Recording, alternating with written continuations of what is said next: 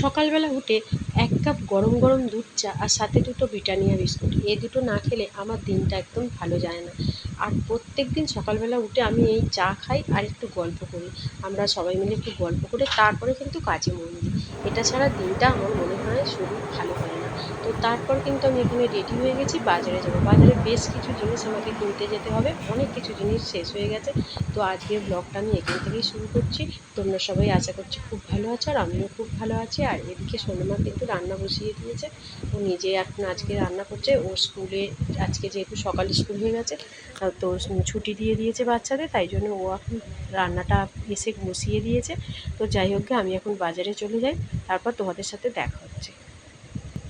এদিকে দেখো, আমি বাজার থেকে কিন্তু অনেক কিছুই সবজি নিয়ে এসেছি, কারণ সবজির সমস্ত শেষ হয়ে গেছিলো। ঢ্যাঁড়স, করলা আর ঝোলের জন্য ঝিঙে পটল, এগুলো কিন্তু আমাদের প্রত্যেক দিন লাগে। তো যাই হোক, সমস্ত কিছু নিয়ে এসেছি। আর এই যে অনেক দিন পর চাল কুমড়ো এনেছি, লাউ খেতে নেই তাই চাল কুমড়ো এনেছি। আর এখানে কিছুটা গাজর, বিট, তারপরে হচ্ছে পেঁপে, লেবু, অনেক কিছুই এনেছি। তো যাই হোক, এখানে মা কোটাকুটি করছে, আর এখানে মেয়েও কিছুটা ছাড়িয়ে দিচ্ছে, মাকে হেল্প করছে। তো যাই হোক, সব কিছু শিখে রাখাই ভালো। আর এখানে কিন্তু আমার মেয়ে সমস্ত রান্না করে নিয়েছে। এখানে একদম গরম গরম ঝোল করেছে, আর সাথে করেছে করলা ভাজা আর করলার চচ্চড়ি। করলা ভাজাটা ওরা ভালোবাসে, আর আমাদের জন্য করলার চচ্চড়ি হয়েছে। আর এখানে হচ্ছে গরম গরম মাছ দিয়ে, আলু দিয়ে, পেঁয়াজ দিয়ে সুন্দর একটা ঝোল করেছে, দারুণ টেস্টি করেছিল। খুব ভালো হয়েছে রান্নাটা, প্রশংসা করার মতো একদম। এই রান্নাটা ও ভালোই শিখে গেছে, মাংসের মতন। আর এখানে কিন্তু ভাতও বসিয়ে দিয়েছে খুব সুন্দরভাবে। আর তারপরে আমি কিন্তু এখানে চান টান সেরে নিয়েছি। চান টান করার পরে প্রতিদিনের যেমন আমি চুল আঁচড়ে নিয়ে মাথায় একটু সিঁদুর দিয়ে নিই, তো সেটাই এখানে আমি করছি। চুলটা একদম রাফ হয়ে গেছে, দেখতেই পাচ্ছ। তো যাই হোক, আমি একটু জায়গায় আঁচড়ে নিয়ে সিঁদুরটা করে নিয়ে কালার যেন হয়ে যায়।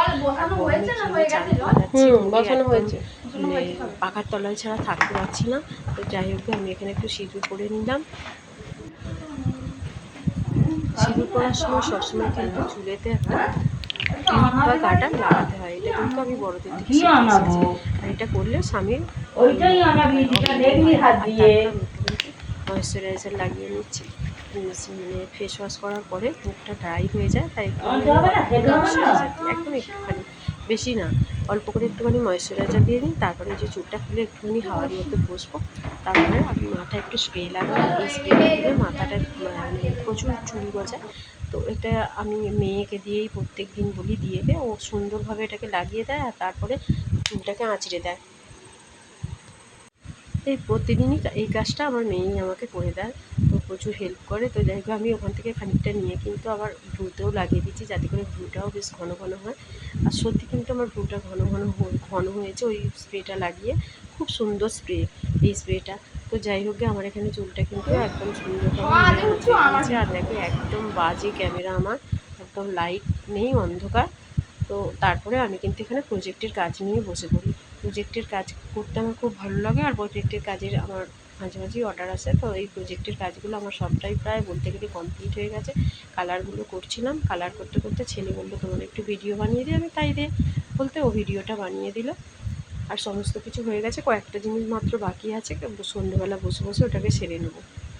তারপর এখানে আমি প্রতিদিনের মতো খেতেও বসে গেছি। ওই যে তখনই দেখিয়েছিলাম করলা ভাজা, আর হচ্ছে তোমার মাছের তরকারি হয়েছে। এমন কিছু কিন্তু আজকে রান্না হয়নি। একটু চাটনি থাকে, কিন্তু চাটনি হয়নি। আর ঝোলও আছে, কিন্তু ঝোলটা দিয়ে খাবো না, কারণ এইটা দিয়ে খুব ভালো লাগে। আর জানো, আমি একটুখানি এই যে কাঁচা লঙ্কা আর এই যে লেবু দেখতে পাচ্ছ, এই লেবুর মানে রস দিয়ে আর কাঁচা লঙ্কা দিয়ে খেতে আমার খুব ভালো লাগে। নুন দিয়ে শুধু ভাত আমার খাওয়া হয়ে যায়। তো যাই হোক, আমি কিন্তু এখানে কাঁচা লঙ্কা লেবু দিয়ে শুধু ভাত দুটো খেয়ে নিলাম, বেশ ভালো লাগলো খেতে। ওটা তোমরাও খেয়ে দেখো, খুব ভালো লাগে, আমার তো খেতে বেশ ভালো লাগে। খেতে খেতে কিন্তু আমাদের প্রতিদিনের গল্প বেশ জুড়ে যায়, বেশ ঘন্টা, পৌনে 1 ঘন্টা মতন সময় লাগে আমাদের খেতে। লালি, তুমি খেয়েছো? তুমি খেয়েছো? হ্যাঁ বলো, তুমি খাওনি কেন? কি মিথ্যে পারি, ছি ছি ছি। তারপর কিন্তু একটু রেস্ট নিয়ে নিয়েছিলাম, আর এই যে আমি দোকানে যাচ্ছি। আর দেখো, কারেন্টটা ঠিক রাস্তায় বেরোনোর পরেই কারেন্টটা চলে গেল। একদম পুরো অন্ধকারের মধ্যে দিয়ে যেতে হচ্ছে, চারিদিকে অন্ধকার। তো যাই ওকে যেতে তো হবেই, তো যাচ্ছি দোকানের মধ্যে। আর দোকানে গিয়ে নিয়ে গেছিলাম আমার হাজব্যান্ডের জন্য চা আর মুড়ি। আমাকে চা বলছে মুড়িটা এনে আমি দিয়ে দিলাম, আর ওকে দিয়ে আমি পারিসও বটে, কই কি তুকলি দেখি আমার কথা শোনা গেছে তো। রেস্ট নিচ্ছিলাম। এখনো পর্যন্ত তো মানে কারেন্ট আসেনি দোকানে, তো যাই হোক অন্ধকারের মধ্যেই আছি। ওকে দিয়ে দিলাম চাটা, আর সাথে হচ্ছে মুড়ি মাখা। সবসময় আমি খাবো, সামান্য ঝুড়ি আমি ভাজা নিজে খেলেই দিয়ে হয়ে গেল। মুড়ি মাখা আছে।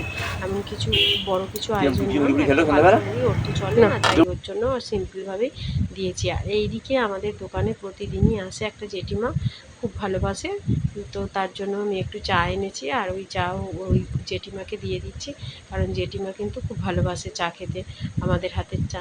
তো তারপরে ওই যে জেঠিমাকে দেখো,